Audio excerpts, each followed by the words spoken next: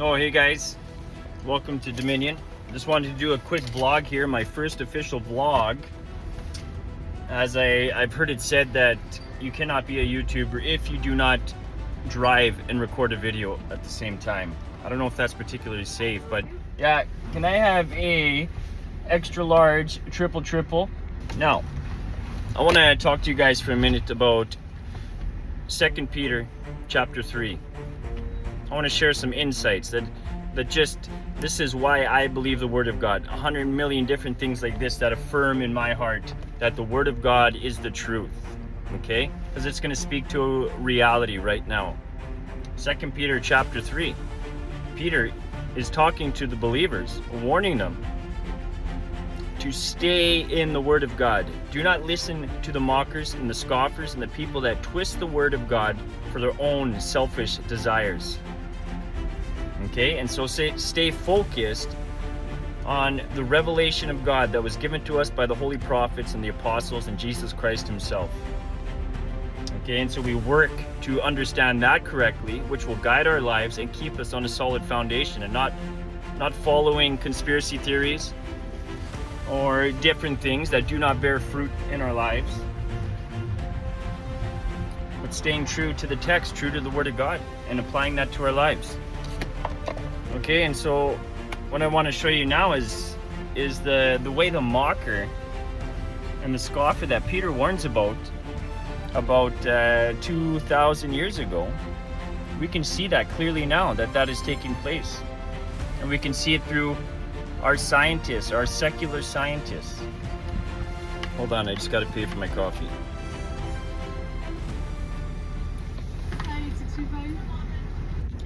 Okay, I got my coffee, so I think we're good to continue here.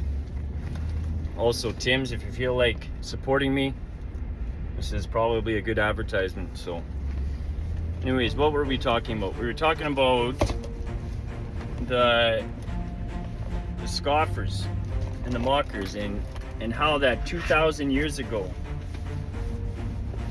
the same thing was happening. And the only difference to now, I think, is that we have science that popped up, and now these evil men with evil purposes are using science, using their positions of authority to propagandize kids from a young age, and even adults that have itching ears to hear ways that we can suppress God and remove him from society. And so they latch on to these, like I said before, beautiful bedtime stories. I mean, they are awesome stories. They're just, the grandeur of them is insane. You know, just, we can get into that another time. But specifically on 2 Peter chapter 3, Peter lays out why they twist the Word of God, why they even deny it. It's because of their evil own desires. And they laugh and they scoff and say, ha, ever since, from the beginning of time, things are going the way they have always gone. Right? What does that sound like? That sounds like the theory of evolution. It sounds like naturalism. Right? Everything has been the same since the Big Bang, or since whatever happened to start this process of our reality of the universe. Everything has always been the same. And this is what Peter's fighting against. He's like, no, it has not. We have forgotten that this world was created, right? And that the earth was made in the water and taken out of the water. This is how God created the world. It was not created by molten lava and all this, and over millions and millions of years, and a bunch of rain for millions of years, as the textbooks say. It was not done like that. No, he's saying this is how it's created, and that God used that water and he judged the earth. And so this is the true reason that these scoffers and people mock at the Bible and do not desire for creationism to be taught, is because of the implication of what it means for the global flood. Now, if they actually agree with or confirm the global flood, then they're going to have to say, oh crap, the Bible's right. God did judge the world, right? And well, what else does the Bible say? Oh, it says Christ is coming again.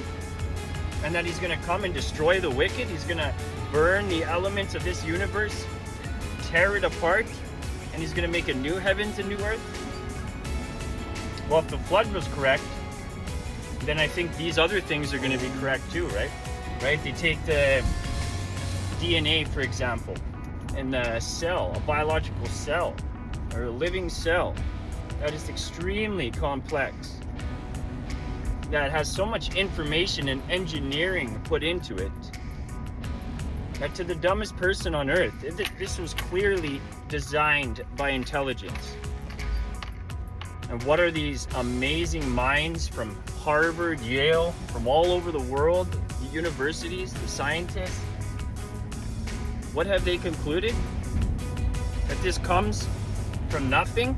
That this somehow naturally built itself, formed itself, engineered itself over time? That is the stupidest thing I've ever heard.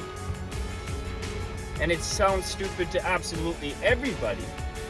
But for those who desire to justify their ungodly position in life and to remove God from their life, they can accept this. This is just it's a stamp of approval to say, hey, you're not completely an idiot because all these smart scientists believe this too. So let's just all believe this together. Right? What's another example of this? Well, the global flood. How do they dismiss the global flood? Even though 70 to 75% of the Earth's top layers, the layers that they say are millions of years old, that they are sedimentary rock created through water.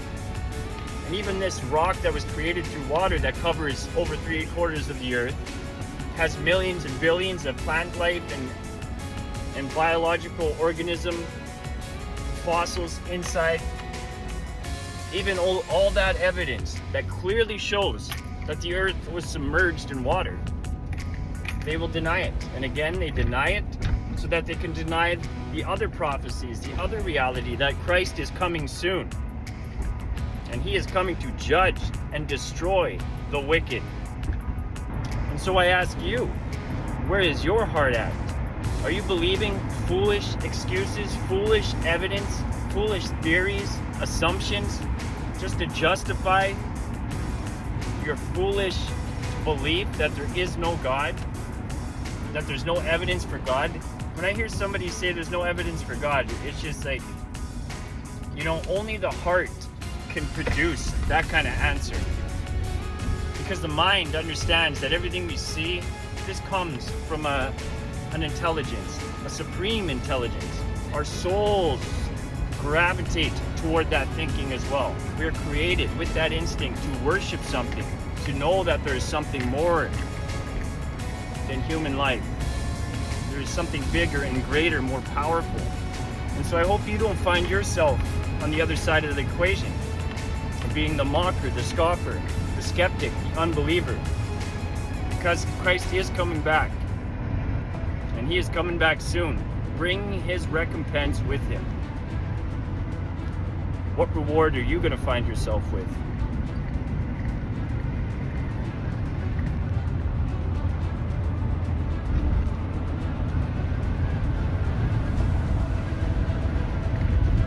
All right, guys. Peace out.